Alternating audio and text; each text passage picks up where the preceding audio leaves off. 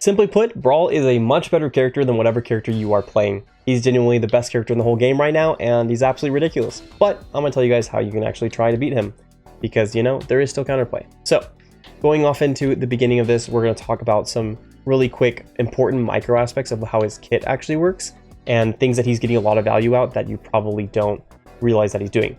And then we're going to go into how to beat him from a solo player experience, like how to just beat him on your own individual capability. And then we're going to talk about how to beat him as a group, right? So going right into it, Brawl gets a lot of damage from different versions of his attacks, right? There's different things that he has to do to get a lot of the value.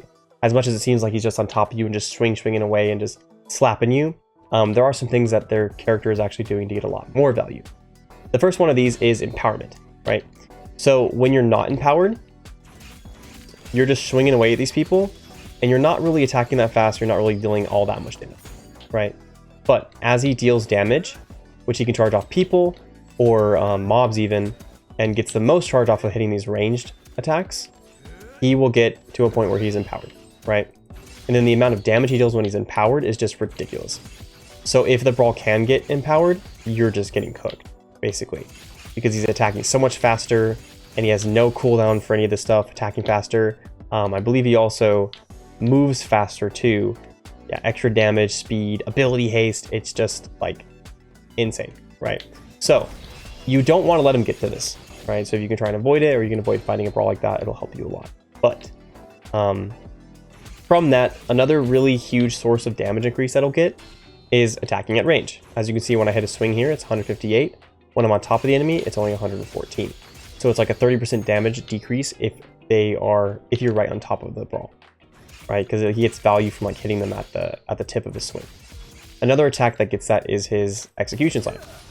So as you see there, I dealt 867 damage, but if I'm right on top of this, or sorry, that's when I get close range damage on this guy with the regular slam, when it's not, and it's like full execution form, I only dealt 237 damage, right?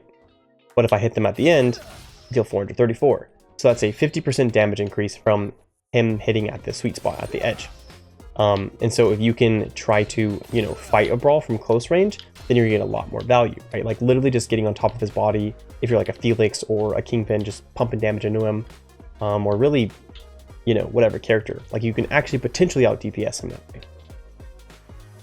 So in addition to that though, a lot of what he's going to do, and a lot of what you probably feel like is absolutely just eradicating you from the video game, is him getting this big damage on his execution slam. As soon as you get below 45% HP, this execution slam does double damage. So empowered, it's doing more to start with, but I'm slapping this guy down from 867 HP, right? So like I said, as soon as you're down at 45%, you're going to get destroyed. So basically, you can't let yourself get down that low against a Brawl. Or as soon as you're that low against them, you're going to lose the exchange, right? Like if you're sitting here and you're like fighting and you're like trading HP and you're at 70% and he's like 60%, and you're like, oh, I'm winning this. As soon as he hits you down to 45%, it's over, right? So you have to think about your health pool being like 60% or being 40% lower than what it is normally, right? Yeah, so that's really, really important too. And another important thing that's probably the most important of all these micro stuff is that his ultimate heals him, right? So heals him a lot, and it heals him based on who it hits. So when he slacks someone here, if he only hits one person, I'll wait till he does his unstackable thing. If he only hits one person, you only get around, you get 80% of the healing from your ultimate, right? So I only got 309 damage. That's really not that much. But as soon as I get, you know, multiple people hitting this, that was 514 from each of those guys, right? And these are mobs, obviously, but like, if this is like a group of people, and I'm in here and I'm like, boom, I just full healed myself from hitting all those people, right? So you, when you're fighting, you need to make sure you don't get hit by this, because this is the difference between like, you know, Brawl being like in your team, like slapping you around, you know, like fighting, and he's like, you know, fighting, and he gets really low HP, and he's like, oh, and then boom, he's at like around this HP, right? And then he no longer dies. And this is without vamp items, which some Brawl players do run. That will increase that a lot. And then on top of that, he also gets HP when he kills you, right? So basically, you really have to be cautious about letting him kill you in the first place. And if he kills anybody on your team or whatever, you're just really going to start losing that fight, right? So don't get hit by his ultimate, don't get killed. So moving on into the actual more talking about how you can actually survive against a Brawl, stuff that isn't just based on his kit, right? We're going to jump in and talk about how to actually beat him. So Brawl gets a lot of value when he has his ultimate up, right? Because his ultimate up lets him hit and engage, you know, jump in, start slapping you around, and he's completely safe. Any sort of cooldowns come on him, the whole team's looking at him, doesn't matter, he's completely invulnerable, and he just slaps around, right? But after that, Brawl is significantly weaker. And so what you're looking to do against a Brawl, and with the information that I talked about with the ultimate healing him, you want to basically bait a Brawl, right? So if you're the Shrike over here, and I'm the enemy team, you're waiting for the enemy team to engage on you. You're waiting for the Brawl to engage. So either he's going to use like one of these, or he's going to, you know, go for this version of the thing, or he's just going to dash onto you, whatever he's going to do. You need to be prepared for it. So you need to have your defensive cooldowns ready, like the bird bomb, right? And you need to have your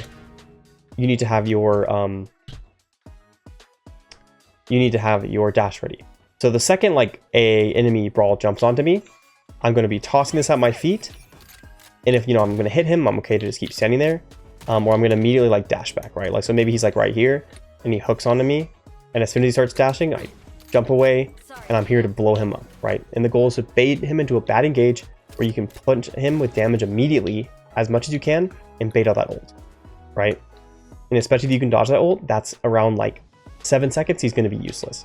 Because he has to get out of the fight usually, because, you know, he probably doesn't have a healer that's going to like be right on top of him ready to heal him, and he's useless for that time frame, right?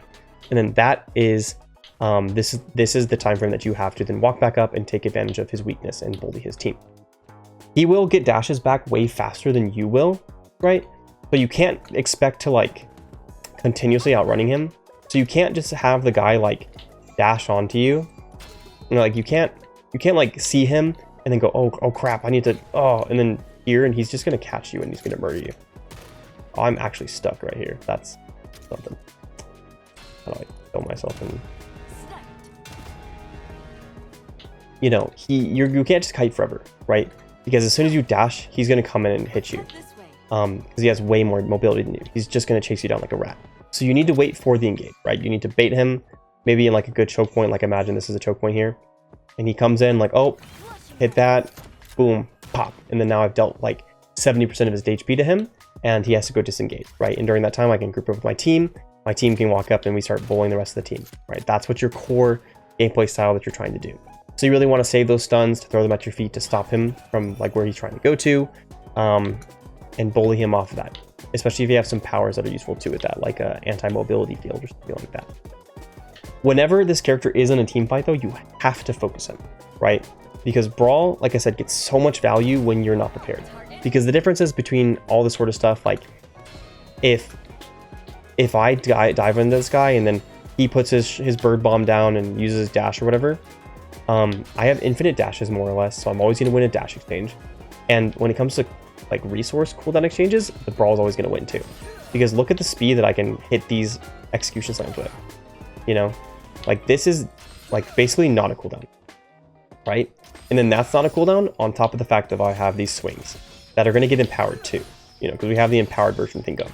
So if things get hectic and you have low cooldowns, well, at any point against a Brawl, you just lose, right?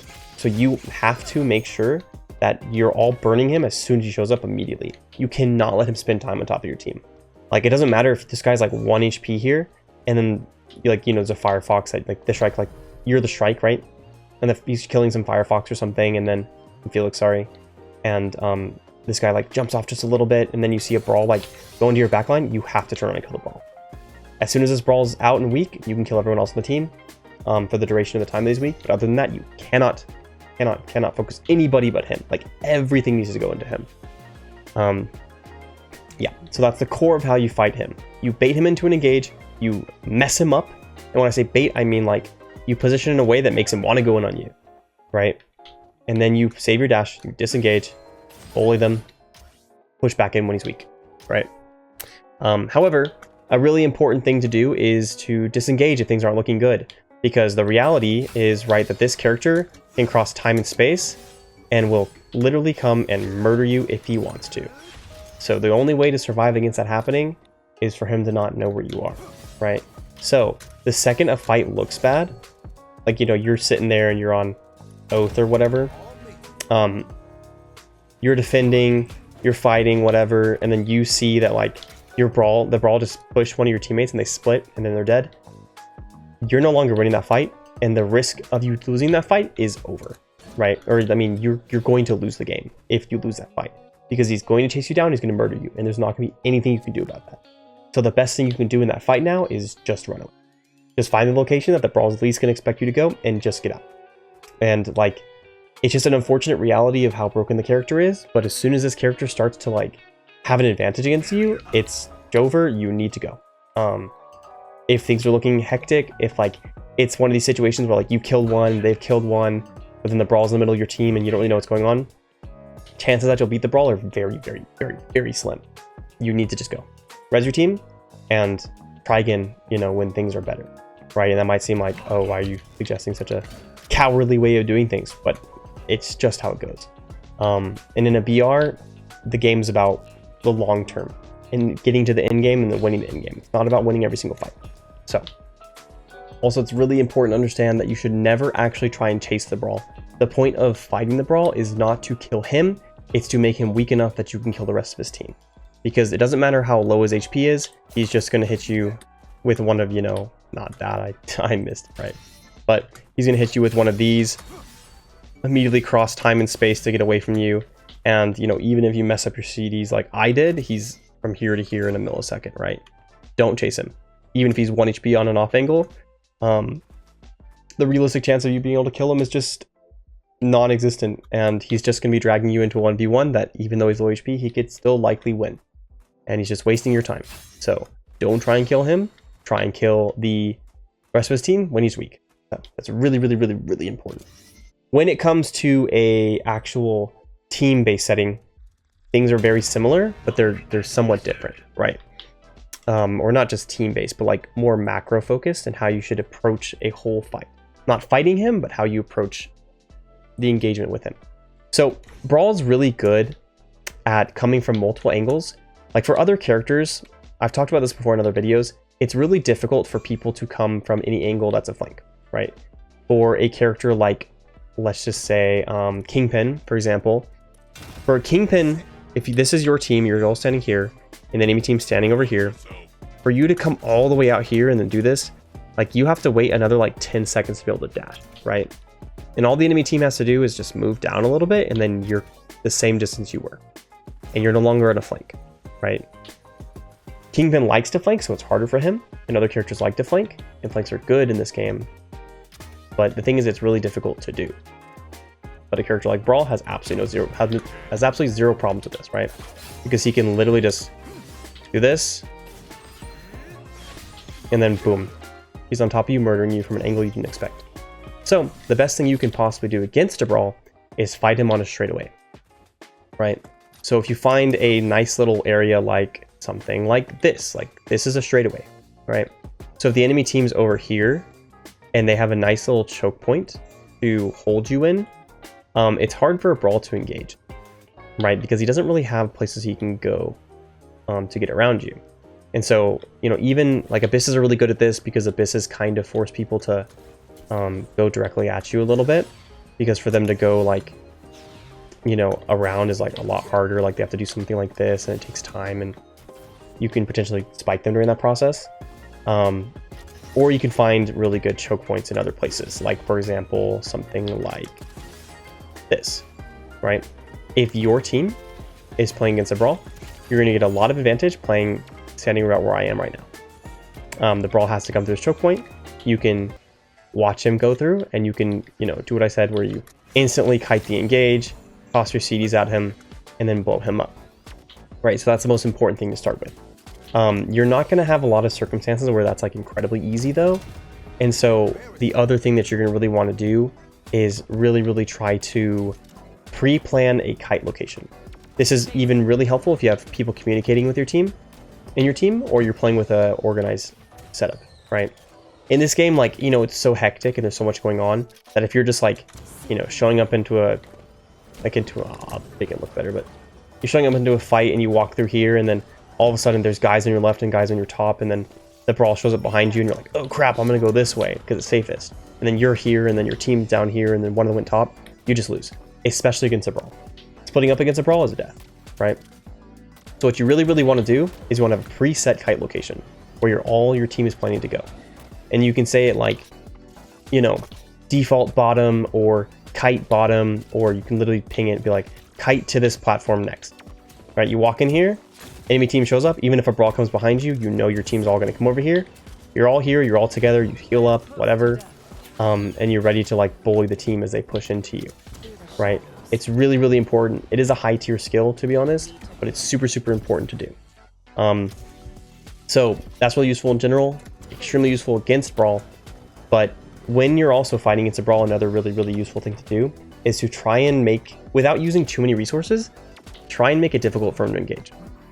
Which is why a character like Myth is really useful, because you can do things like this where you toss the arrows in front of you.